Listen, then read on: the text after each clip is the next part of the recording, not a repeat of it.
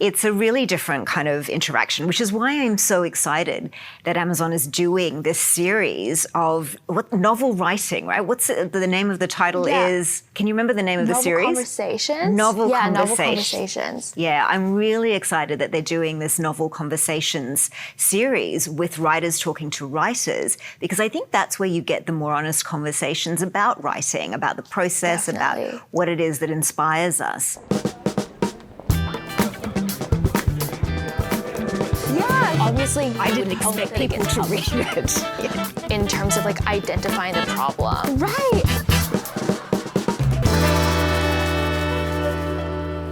Where does that original idea come to you for a story?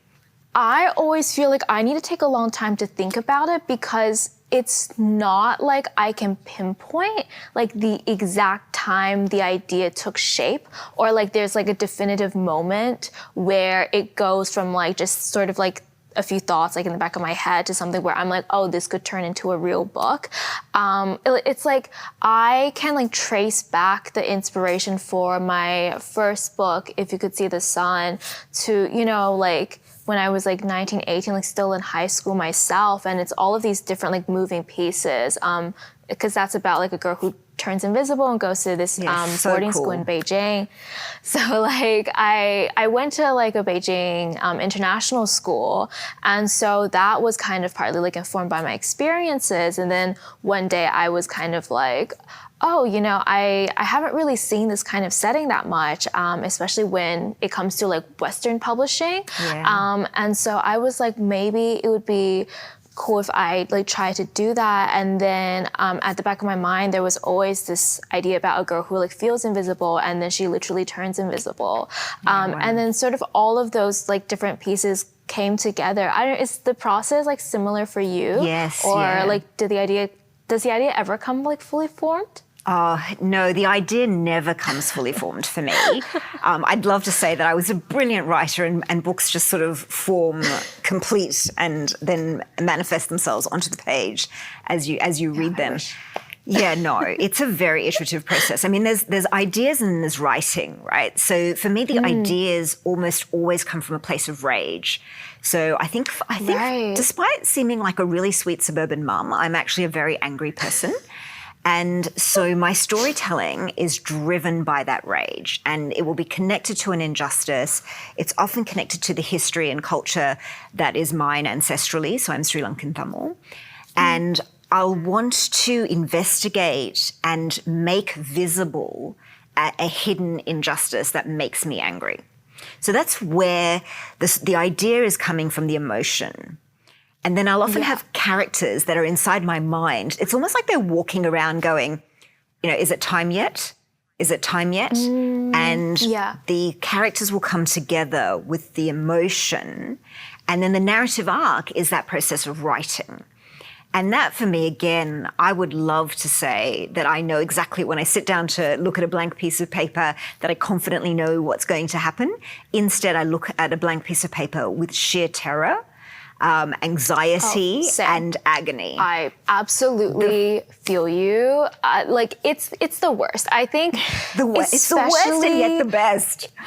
It really is. And I think a lot of people have said this, where the idea for the story, it looks so beautiful in your head, and there's just no way to fully translate that onto the page. So like no matter how hard you get it right, it's like there's always a little bit that feels lost in translation when you start actually drafting. Yeah, and I think that's why the editing process is so important for writers. The ability to, for me, the first 10,000 words is utter agony. And once I get past that, I have more confidence that I've got something with legs on it. And I know that if I keep going, I'll get to the end of a draft, and that then I can go back to the beginning and make it better. And so that process of drafting and trusting that I can redraft to pull the beauty and the greatness and the truth out of what I'm trying to say, I need the first 10,000 words to have confidence in that, to then land the next 70,000 words or so. And I love, though, what you were talking about earlier in terms of centering that cultural experience. So you're writing your characters, you're centering characters that are Chinese. I'm centering characters that are Sri Lankan Tamil. And I think that's so important, right? We're creating these worlds that reflect our own experience, but also they're local and specific, but also universal. Does it make you proud? Does it make your family proud to see you elevating these stories? My family has been so supportive. My uncle really wanted to be an author when he was younger. And I think that's one of the most pleasant surprises with the publishing journey. It's just how people react. Because I think there are people where they made it out to be like an even bigger deal than I would have expected. And so like my uncle was definitely one of them. But just like my whole family in general, every time I go back to China now and like when I attend these like big family gatherings, with like 30, 40 people, like all of these like uncles and aunties, and they're always asking about my books. And then one of the questions that they ask a lot is, can you translate it to Chinese by yourself? And I'm like, wow, you're really overestimating my Chinese abilities. But it's like, it's nice that like, you know, they're so curious, and especially when they find out that it's set in like Beijing. But then at the same time, I feel like I get this pressure to really do it justice, like as much as possible. Do you struggle with that too when you're writing these stories? That's a great question. And there are two parts to that, right? There's the struggle to do it justice, because some of the stories that we carry are so important, right? Sri Lankan stories are often about injustice, dispossession, migration, ethnic conflict, the search for identity, the creation of home. They're big stories. And so how do you do them justice? And at the same time, I think there's a certain amount of pressure on us. And I feel this in particular being the first daughter in my family, being a woman, and being the teller of stories that are often not told, is to present a version of ourselves that sometimes redacts or does not necessarily be the full picture, because your own community doesn't want to talk about those things, or your own community doesn't want to reveal that side of itself to the world. And I understand where that comes from, right? Because for so long, we've either been invisibilized or the story that's been told about us hasn't always been a positive one. At the same time, I feel like the writer's responsibility is to tell the truth. And sometimes the truth is ugly. And so there is absolutely an incredible pressure on me to both do us justice, and at the same time, a pressure from within to be true to the story and to tell the truth. And I feel like it's a lifelong journey. So my new novel that I'm writing at the moment, the one that's in 2 genres, I'm sending drafts to my father to get him used to the idea that the novel is in fact a critique of certain aspects of our broader community. And it's been interesting. He, I think, is going on his own growth journey. And he's both incredibly proud and a little nervous. How about you when you tell these stories? It absolutely resonates, because I was really like grappling with this. And I feel like you also put that into words so beautifully, that like I don't think I even realized when I was having these worries. In particular with the Beijing setting, for instance, I was quite aware that there aren't that many stories like published, like in English that are purely set in Beijing. And so I was like, for some readers who picked this book up, this might be kind of like an introduction to the city. This might be one of their first impressions of it. And then I was like, so what kind of details, like what side of Beijing do I portray? And then do I go into those like really nitty-gritty details? And I think it's also, it's kind of similar to, like when you invite guests into your house. I think like growing up, this is something that you just naturally pick up on. Like, when you invite guests into your house, you don't want to show them like your struggles or like your problems. Like you want to present this very like beautiful, happy, like polished image, right? A curated image. And like, yeah, like there are things that it's like just for it's like for closed doors. Like you know, you'll have these like discussions like with your family because like you're like, you know, you're so close to them, but it's not for like other people to know.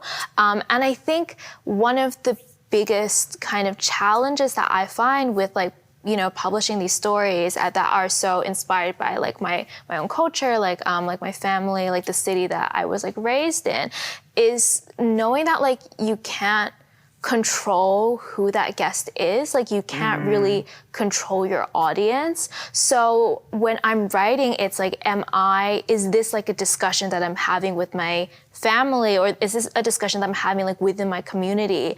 And then what do I do if this book makes its way out of that community? And then, you know, if people are like reading it, coming at it from like very, very different like backgrounds or like with very different intentions. So that's also something that like I'm still like, I don't really have like an answer for that. And like I feel like I grapple with that with every book that I write. And I'm still writing books set in China. Like my next book is set in like different cities around China. It's kind of like a travel romance. Nice. But in a way, I actually feel like that's helped ease the pressure in the sense that before I felt like, okay, if I can only publish one book and it's set in Beijing, then I want to give like the most kind of like comprehensive picture possible. Yeah. But then now that I've had the chance to publish more books, I'm like, okay, well, I'm showing kind of one side of the city in this book, but I can focus on something else in this next book. Yeah. And if there's like still something that like I want to say, like I can do it in a different way yet again with like another book. I think that really speaks to the maturity of the writer, right? Because, and for us, we're on our own journey of writing and becoming comfortable with our voice, being willing to push the boundaries of what we're willing to say, push the boundaries of what we're willing to write about. And for me, it was exactly the same. In Song of the Sun God, I initially just wrote it for my children. It was an exploration of 3 generations of women who'd survived Sri Lanka's civil war and had moved to Australia. And so it was that typical diasporic first novel, you know, sweeping epic saga type genre. And I thought, well, this is going to be the only thing I'll ever write in my life, and it'll be a gift to my children so that they can really embrace and understand their culture and their history and so on. And as I got deeper into the writing process, I thought, actually, I really want more people to read this novel. And if this is the only thing I publish ever in my life, if I can even publish this one, then, you know, it really has to say everything I ever want to say. And so it had that intensity of detail and tried to give a really full picture in a particular style of literary fiction. And then, of course, once that was published, it gave me the confidence to think, okay, there are actually deeper other aspects of our culture and of our lived experiences that I want to explore and to be more playful with form, and other themes that I'm willing to push out there into the world, like race and racism, like freedom of speech, like the way that freedom of religion is controlled in some places. All those kinds of actually less warm and fuzzy themes, shall we say. Themes that make people uncomfortable. I felt that I was growing in my confidence to write. And I think one of the things that I've found really inspiring about your work is that I think you've had that confidence from a much younger age. And I'm really, I'm just so inspired by that, actually, because I think it's very difficult, particularly as a woman in certain cultures. We are really held back from either exploring, let alone articulating, certain themes. And so it's exciting for me to see you do that for a young adult audience, because it's shaping what they think and what they feel, and articulating, in fact, what they think and what they feel so beautifully. I mean, first of all, thank you. That means so much to me. And I think it's also the fact that, like, I really still get very surprised when readers tell me, like, oh, this message resonated, or like, oh, like I saw myself in this character. Just because, like, I think when I was writing, I feel like I never allowed myself to think like, oh, this could, influence anyone, or that this could ever actually be like in a bookstore. And so I think part of the reason I really feel like it wasn't confidence, it was like ignorance. Like I was literally Even just better. in denial. I stumbled into like, success and then was like, oh my God, this is amazing. I love it. I love you even more. I think I totally just went into it because I remember like when even when I was like, oh, I should, maybe I can try to like get this published, and I was like just convinced that it wouldn't work out at all. And I think having that kind of mindset in a way like freed me to just explore, because I'm like, well, it's not as if it's actually going to work out anyways. But like, did you ever have a moment, like a definitive moment, where you felt confidently like, oh, like I am a writer? Like, is that something that you always knew, or like has that come like later in the process? Well, it's funny, when you're talking about being freed, when I wrote Unfinished Business, that's the political thriller, that one actually initially was rejected by publishers. And so I figured that my publishing career was over. My publishing career, short-lived as it was over. And so I was like, okay, I can accept that. And that gave me extraordinary freedom. I mean, it took me a while to accept it. Let's not sugarcoat it. There were tears. But it gave me the freedom to go, I will write whatever I want to write. It's not going to be published anyway. Just dive in. And that's when I wrote Chai Time at Cinnamon Gardens, which is a really honest exploration of race in Australia, which is something we just don't talk about. And it's a conversation about race in Australia, but it's really a conversation about race in every country. And it's so uncomfortable, but I finally had that freedom, as you were talking about earlier, to just go, yeah, whatever. I'm going to say what I think, I'm going to say what I feel, and no one's going to read it anyway, so let's go for it. And I think that mentality was what then really freed me to embrace being a writer, because it was, writers have got to write. That's all we do. We observe the world. We see the world. We notice things other people don't notice sometimes. And then we find the words to express that in a way that we hope connects and resonates with other people. And so to your question, I have only in the last few years started to write on forms. When it says, what is your occupation? Until recently, I would write lawyer. Or I would write oppressed mother of four. But now I write writer. I still don't put author. I think that sounds pretentious. I put writer because I don't think of myself so much as an author. I think of myself as someone who has the privilege and the joy of writing. How about you? When did you know or think or decide that you were a writer? There was definitely a moment for me when I was in high school, and I remember this like so distinctly. So it was year 11, and it was like the start of the school year. I was in history class, and the history teacher asked us to submit these little like self-introductions. It was basically just like an icebreaker activity, and to talk about like your passions. And I was like a very overdramatic teenager. So I literally had like an existential crisis and chose to write about my existential crisis. And I remember just, it went on for way too long. I think she only asked us to submit like a few sentences. And I was just going on and on in depth about how I was like, I don't know if I have any hobbies or passions or talents. And like my friends do like ballet, and they're like probably going to go to the Olympics to swim, and they all want to be like doctors, like they know exactly what they want to do in life. And I was like, I don't know, like I don't have that like special thing.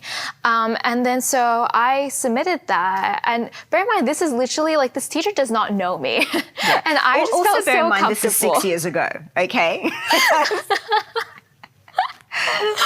Yeah, it's I honestly that girl. I look back and I'm like, wow, I don't know what she was thinking, but like so my teacher, she was so nice, and she read my long ramble, and she emailed me back that day, and she was like, oh, I was kind of laughing to myself when I was like reading your very long essay, because it's so clear to me that you are a writer. So wonderful. And I was like, yeah, like teachers truly, like they can really, really shape you. Because I genuinely 100%. feel like that shaped everything that happened after. Because before she said that, I had never dared to think of myself as like a writer, even if I loved books my whole life. And even if, you know, I like to write for fun throughout like middle school, high school.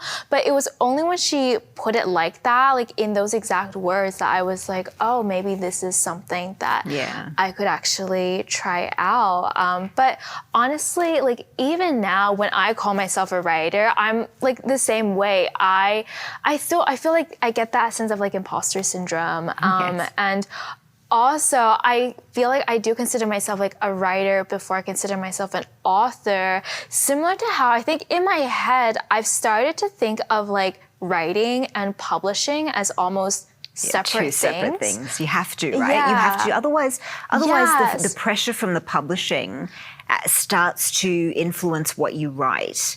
And I think that really can get in the way of the creative process. I remember... It's so true, yeah. I remember in 5th grade, my teacher, Mrs. Vandermark, giving us notepads when we went on school holidays and saying, write a holiday journal. And she would give me extra notepads and she would say, just keep writing. And I think she knew before I knew that this was something that I really loved and was driven to do, and was something that really connected myself to myself. Whereas I think if we think too deeply about publishing, about audiences, about readers, it takes you away from the thing that you actually really love and the thing that makes your work special. And so I love that you've separated publishing from writing and see the process of writing as very different from the process of publishing. And I think a lot of people can so easily, and I'm absolutely the same. If you connect the two, then failure to publish can stop you from writing, which it never, ever should. And being too concerned about publishing can change the beauty and the truthfulness of what you're actually writing. And so with your writing process, I wanted to ask you, you've told me where your ideas come from and that they gestate over time. Do you have a place? Do you have a routine? Do you have a ritual? I have definitely found over the years that I'm like a morning writer. Like I have to, like my head is simply sharpest in the morning. And I think people have also asked about like in terms of like my overall schedule. And I think we talk a lot about like time management. And that's what I was trying to do before, just simply making sure that I have enough hours in the day to write. But then I realized later on it was more about energy management, like what will require the most like mental clarity and energy. I try to get that done as early as possible. And then I will leave so what I categorize as like publishing is like admin tasks. Like the number of emails that you get in publishing, I think people truly like underestimate. And this is one of the things that like I did not expect at all. Like replying to emails, and then things like promotion and like, working on like the cover and things like that. I will try to like relegate those to just later in the day. But I'm also really curious because you are so, like, I don't know how you manage to get so much done. Like, you're writing these books while also being an incredible lawyer, while also being like a mother and like, you know, raising a whole family. So how do you do it? Yeah, that's in super general. kind. Yeah, thanks. I do it really badly. I'm chronically running late, chronically forgetting to do important things for my children. They're getting older, so I'm now like, you know where the fridge is, children, please just sort yourselves out. It's different, right? Different stages of my life have been really different. And you made me laugh because you were just that story of you being younger and writing, not being able to say what you're going to be when you grow up. I recently found my year 12 yearbook where, you know, you get everyone to sign it at the end of the year and there's a little profile of you and a what are you going to be when you grow up sort of question. And my answer was, I'm going to be a lawyer, I'm going to be an astronaut, or I'm going to be a writer. And I don't know why I thought I could be an astronaut because I'm so uncoordinated and unfit. Well, you've done 2 of the 3 things. I feel like if we see you on the moon in like a decade, I wouldn't be surprised. Maybe I can buy myself a ticket one day. So in terms of managing the lawyering and the writing and the parenting, I think, you know, it's for me, it is about time and energy management as well. It's entirely the same process. I ring fence Thursdays and Fridays are really sacred writing days for me because I work. I have a corporate job as a lawyer in the diversity and inclusion space and in sustainability for 3 days a week. At the end of those 3 days, I have to shut down those inboxes because, oh my God, emails are the bane of my life. I then give myself to my writing. And my out of office on my corporate job will say that for Thursdays and on Thursday and Friday this week, I am killing a main character. It'll be something like that, so that my corporate job knows that I'm doing my writing job, and that unless they want to interrupt me from killing a main character, they cannot. So then on Thursdays and Fridays, I wake up super early. Everything has been organized in the earlier days so that I can preserve the Thursday and Friday. And then on the Thursday and Friday, I go hard. And I go hard from the morning, from early in the morning, because like you, my energy and my mental acuity for creativity is strongest in the morning. I can't create after about sort of 4 p.m., 3 p.m., my actual creativity really declines. I can edit work. I can research. I can definitely answer all those boring emails. And, you know, I can get back to my agent and I can get back to my publisher. So all admin is done after 4 p.m. But the joy of creativity, the energy for that, for me, is early in the morning until probably about at most 3 p.m. And then it starts to really taper off. And I'm very protective of that time. And so so if my parents make the mistake of calling me during that time, I'm like, yep, everyone okay? And they're like, you're writing? Yep. And so they're like, okay, we'll talk to you later. And I love my parents so much. They've done so much for me, but they are coming to understand that those hours are sacred. Yeah, I'm the exact same way. Oh my, I feel like our bodies run on like a very similar schedule. I will remember never to call you in the morning. I'll call you in the afternoon. Yeah. Yes. After 4 p.m., like we're both, like we're done. We're free. In fact, oh my God. What they should have done? They should have scheduled us for novel conversations in the afternoon. Because novel conversations is right now interrupting yours and my writing time. I know. Well, you know, if our publishers, if our manuscripts are late, oh my God, we should. We'll ask our publishers to get in touch with Jeff Bezos. We should interrupt him during his writing time. Anyway, you were saying, so your process morning and then afternoon. When do you edit? When do you do your editorial work? Okay, so my editing, that has to be at a completely separate stage, right? I don't know how much, do you edit as you draft? Oh, so this is very important, right? I never edit as I draft, because if I was to edit as I draft, then I would go down this rabbit hole of anxiety about how bad the work was. So I smash out a first draft. I do not look back. I do what Stephen King told me to do because that dude is super famous and super accomplished. He says, put super glue on your bum, write a first draft, and then go back to it because you can edit a bad draft. So I do the same. Thank you, Stephen.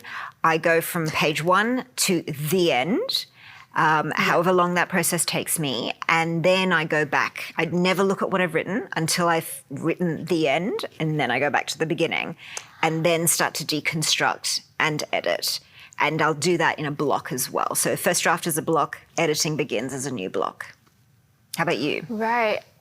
I'm similar in the sense that like I can't do like big developmental edits or anything when the book isn't even finished yet. And like to me, it also just simply like, it doesn't make sense to be making those changes when I don't even know the full shape of the story. I need to like see it for what it is and like what I've already got before I can then go back and think like, oh, you know, do I need to like tighten this plot line? Do I need to like change this particular scene? Do I need to add something to this character? I do have to reread a little bit. Like, so what I always do at the beginning of each morning before I kind of like ease myself fully into the drafting is that I need to reread just like a few paragraphs from like where I last left off to like immerse myself in the story. And something else that I have started really doing is like I'll always have a few books next to me that aren't books that like I've written, just really good books I love with like really stunning prose. And then I will read those books for maybe like 10, 20 minutes. Yeah, I do this. And for some reason, just like seeing that, like it gives my brain this little boost. Like it just, that's what gets like the creativity going. And it's also just, it's always just really inspiring to see authors who are just so like good at their craft. And then to, you know, try and like give that same feeling when you're like working on your own story. Yeah, absolutely. It's great to dip into it, right? You sort of dip into the greatness and go, right, that's what beautiful prose looks like. Got it. Yeah. Yeah, exactly. love it. And it's like, I do that even too. if I'm like, oh, like I could never write like that beautifully, but it's like something, it's like almost like a goal, or you just have something that you're like working towards. But I've also found that like the editing, like the skills that you need to edit feel very different from drafting. And I think that was one of the biggest kind of adjustments that I had to make when I actually became like, quote unquote, like an author, and I was working with like this whole team and with like an editor. Before, when I was writing for myself for fun, I would basically just, you know, write a first draft and then that's it. Like it was done. And like I had that story, and I didn't really have that sense of like, well, what can I do to then improve this? Yeah. So my very first time really doing revisions was when I actually got that like edit letter, and when this book was like, you know, it was like in that like production cycle. Have you like always kind of been able to, you know, sense like, oh, like this part isn't working? And do you need like feedback from like, do you work with like critique partners or like beta readers or anything? Yeah, such a good question. So I think because I worked for the first part of my career as a lawyer, we're so used to almost transacting documents. So we have these massive documents, we negotiate them, we debate them, we fight over them, and they are continuously being improved and changed. And so that skill really helped me when I got my first editorial report back. Because when I got my first editorial report back, I kid you not, I was like, do you even like this book? I mean, there is more red pen on this book than I have ever seen in my whole life. But thanks to, you know, an international corporate law firm, I have developed a very thick skin and a robust self-esteem. Because if I didn't, you know, I'd just be crying all the time in the bathroom, which is perhaps how I spent the first 6 months of my legal career. So I have been able to, I'm very grateful for that experience because I think it has enabled me to look at documents and look at manuscripts more impersonally and then ask myself, how can that manuscript be the best version of itself? And as a lawyer, you're trained to edit other people's work and your own work. Right. And you're trained to receive and accept feedback from other people. And so that process, I think, actually comes more naturally to me than it might have done had I not have had that experience. And so I am looking, when I go back to the beginning, I am really asking myself now, with a more lawyer's mind than with a writer's mind, I'm asking myself, how can I make this be better? How can I do better? How can I help this manuscript be the best version of itself? So I will go through that process myself a few times. And then when I think it's as good as I can make it, I will then send it to my book club. And so my book club is a group of middle-aged women like myself that are far better read and far cleverer than me and have the kindness and patience and generosity of spirit to read my work as readers and to say, as a reader, this is how we think it could be better, or this is what we think is not quite working. So that's my first round. So I will do that process. Yeah. And I will then send it to my publisher, who I work very closely with. We've now published, I think, 5 books together, and 4, and there's a new one coming out next year called The Barrier, and I'm working on my literary fiction novel with him. And I really trust him. I know that he loves me. I know that he cares about my work. I know that he understands the stories that I want to tell. And so I then give it to him, and he will give me a structural edit. And I will take that back and absorb that and see. And for the most part, I agree with him because he's very wise and very clever. And he has really great taste in literature, obviously because he, publishes me. But I love his sensibility, and I love that we're trying to create important work together. And he feels like I call him my other husband. He's my sort of literary, creative husband. And then I have, the other husband, the one that I met and married first. So I'll then take that edit and begin the process again, taking on board the areas where I think that he's right. And when I think he's wrong, we sit down and have a conversation about it. And so, for example, with his structural edit of my first draft of my current manuscript, there is a critique of it that I think I disagree with. And so I've gone back to him and I've said, look, I don't want to do it that way. I actually think I want to stick to how I'm doing it right now. I want to keep the first genre in that particular genre, and I'm going to do the other genre in the other genre. And he's like, you know what? I trust your literary experience and your craftsmanship. Go for it. And so I'm going to edit the second round, doing it the way that I want to do it, taking on board a lot of what he's said. And then we'll look at it again together and say, is it better? Is it better, or can it be made better? And what does that look like? So it's a long process, right? But I really enjoy it. I actually enjoy the editorial process. It can be fatiguing, but I try to see it as an opportunity to achieve greatness or an opportunity to improve what I've created. So with that mindset, then I love it and I'm happy to dive in. So, but you, editing, love it or hate it? I have to say, I am a bigger fan of drafting than I am of revising. Fair enough. I think with revising is it's kind of like a problem-solving process. Yes. And there are so many of these moving pieces. And I love that you describe your relationship with your publisher, your editor, as kind of like a marriage, because essentially it's one of the most important relationships you can have as a writer. And so much of it actually does come down to, it's almost like a chemistry. There has to be this quality of this alignment where you guys you have that similar vision and you have that similar taste, and it's something that is once you find it, then you can just work so well together. But I also think it's I've heard people say with what editors suggest, it's editors are basically always right in terms of identifying the problem, but then it's down to you to come up with a solution for that. Yeah. And I feel like some of my favorite like brainstorming sessions like with editors is, you know, when the editor raises like a really, really good point, they're like, this isn't working. And then they're like, oh, maybe you could fix this by doing like A or B or C. But then maybe like those 3 points aren't necessarily like what I would go for. But just like being able to think about that and then coming up with like a fourth option and then tackling that together, I feel like it's so helpful. And it's not something that I could do.